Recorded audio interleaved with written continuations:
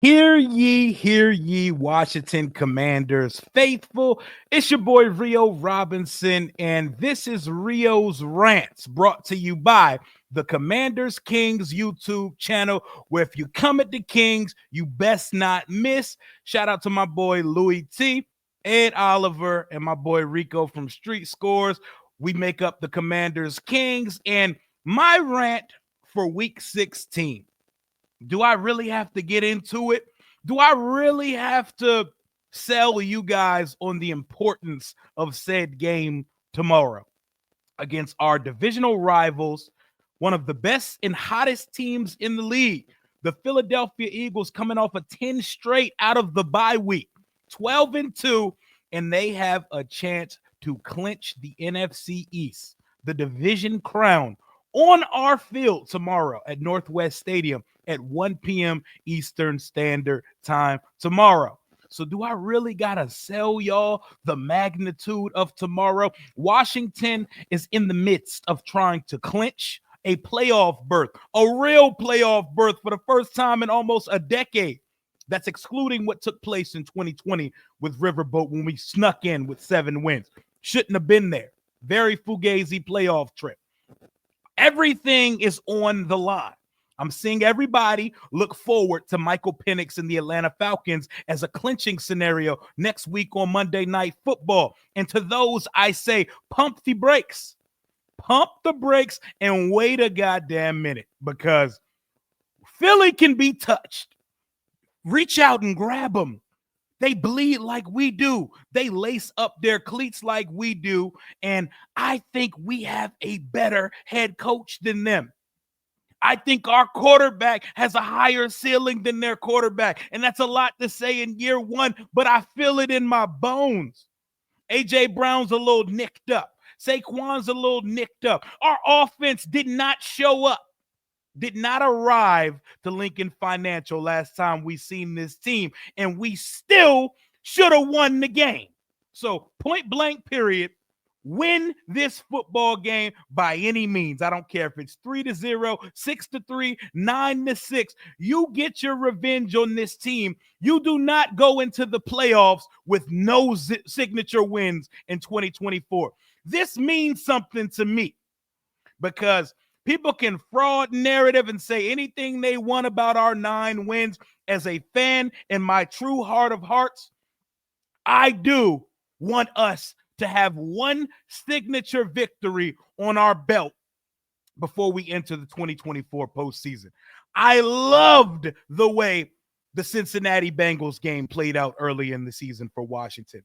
Phenomenal. That's the closest we have to a signature victory as an ascending team who came into 2024 with no expectations other than to identify what the identity and purpose of this team is and who needs to be a part of the foreseeable future here.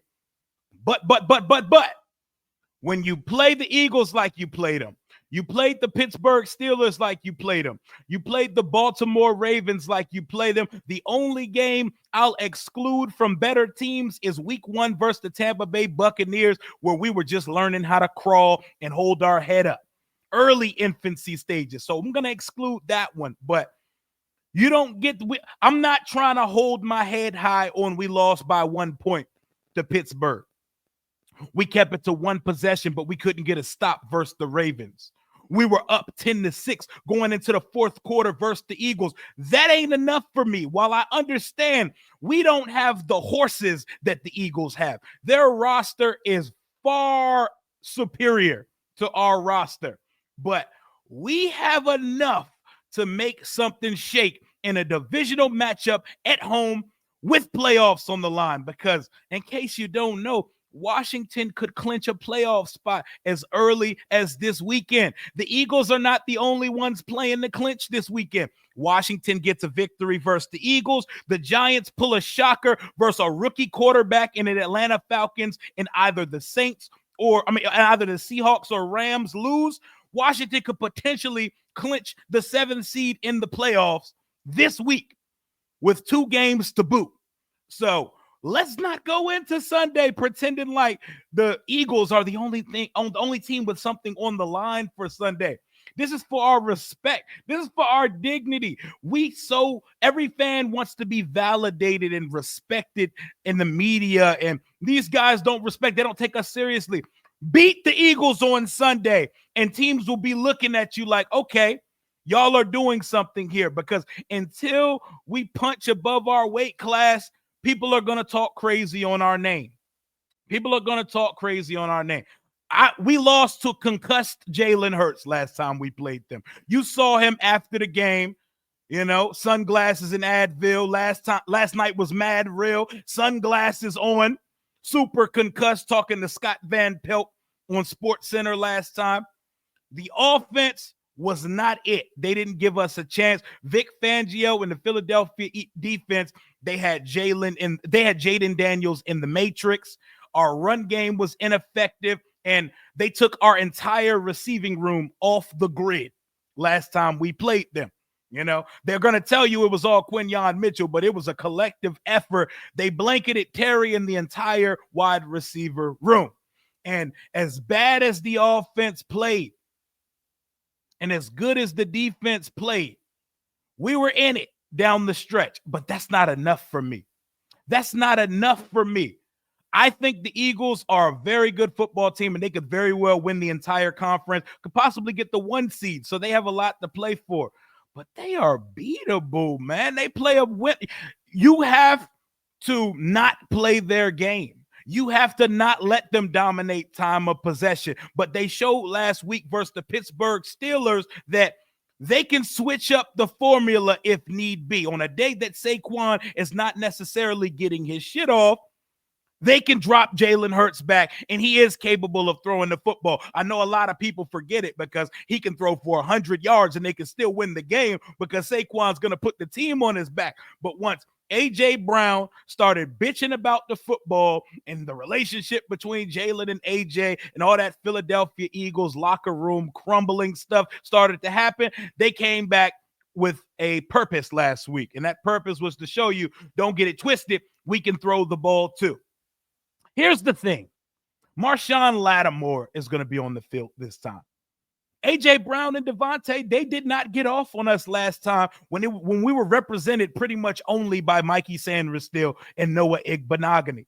Iron Man says, but we have a hawk. We have a corner now. We have a cornerback one, Marshawn Lattimore, a guy known to take away half of the field, a field erasing cornerback one now. Jaden Daniels, them ribs are not shaky this week. They're not baby back anymore. It's a full rack of ribs on our quarterback this time. I'm just saying, man. I want this one as bad as any of them, and I think fans need to stop looking forward to the Atlanta game because this is a winnable game. I see us play this team so close every time. Close but no cigar. Jaden got his first crack at him. Sam Howell had 2 very fair shakes and friendly fades with the Eagles last year. We should have beat them both times. I've seen sorry-ass Taylor Heineke go up on Monday Night Football and beat them boys before.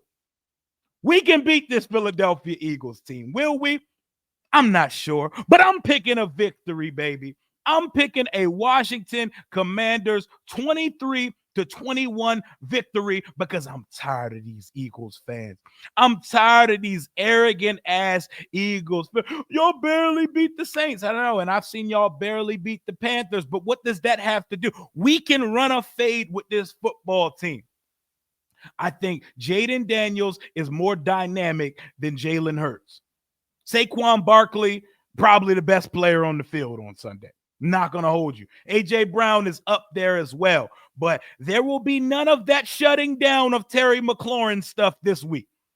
It's pretty much Terry and the gang. I hope we get to see some KJ Osborne, but Terry will not be finishing with a catch for 10 yards. Not only do we have to feed Terry because it's what our offense needs, he's the only receiver worth a damn that we have, but Terry McLaurin is chasing history right now. Terry is 1 off the single season franchise record for touchdown receptions in the season. 12 is the record held by 3 players. I want that tomorrow. 13 is officially Terry's record by himself. So 2 touchdowns in 3 games, and Terry not only has the best season of his career, but the best touchdown receiving season in the history of the franchise. You cannot think of a better, more deserving, strongest soldier than Terry McLaurin of this franchise. It's crazy. You bring a quarterback here, and all of a sudden, the numbers you always dreamed about for Terry suddenly pop up on the precipice. Beat this team on Sunday. Point blank, period. I hate the Eagles. I hate their fan base, the arrogance. They're so pompous and ignorant. I want this team so damn bad. And be ready if we do win the game to hear all the, this is y'all Super Bowl. This game meant more to y'all than it meant to. I do not care. I want to hear all of that noise, and I want the smoke with these guys. Let's not look past this game, y'all. Let's not chalk this game up as an L, because while the Eagles are good, they can be touched, and there are chinks in their armor, and they're a team waiting to spontaneously combust. They're a team that struggles with adversity. When things are going well, they're front runners. When things are going bad, they divide. They're infighting. Coaches are fighting players. Fans want to fight the coaches. Coaches want to fight the fans. This is what you get with the Philadelphia Eagles. And I would love to be the catalyst to start that divide right as the playoffs are near. Because we saw what happened last year when Tampa Bay put that belt to their ass in the playoff. But forget Tampa, forget everybody else. This is about us versus Philly. Mano y mano, Jaden versus Jalen Hurts. Hurts has 32 total touchdowns. Jaden Daniels has 23 total touchdowns. I see people picking and prodding from the Philadelphia side at Jaden's numbers, like Jaden isn't 6 passing touchdowns away from Jalen Hurts' career high of touchdown passes, man. They're going to see, and they're going to learn what a healthy number 5 looks like. Get them legs churning tomorrow and dice them up, number 5. I'm predicting a 23-21 Washington Commanders victory at home, getting us to 10-5, our first 10-win season since 2012, and the Eagles' first loss in over 2 months, coming off a 10 straight, coming out the bye week. I do not care. I do not want to hear it. Washington over Philadelphia. I feel it in my bones. It's upset week. It's lick back week. It's revenge week. All that good stuff. Washington's going to do their part to try to clinch a playoffs this week, because we don't give a damn about the Eagles trying to clinch the division tomorrow. That's all I got tomorrow. Thank you for subbing up to the Commanders Kings channel. If you haven't yet, what are you waiting for? We go live on Tuesday nights. With Christmas coming up next week, we're going to let y'all know what we're doing. But one more time on the way out.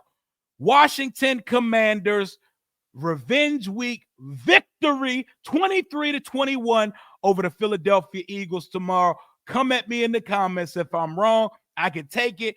If you come at the Kings, you best not miss. Talk soon.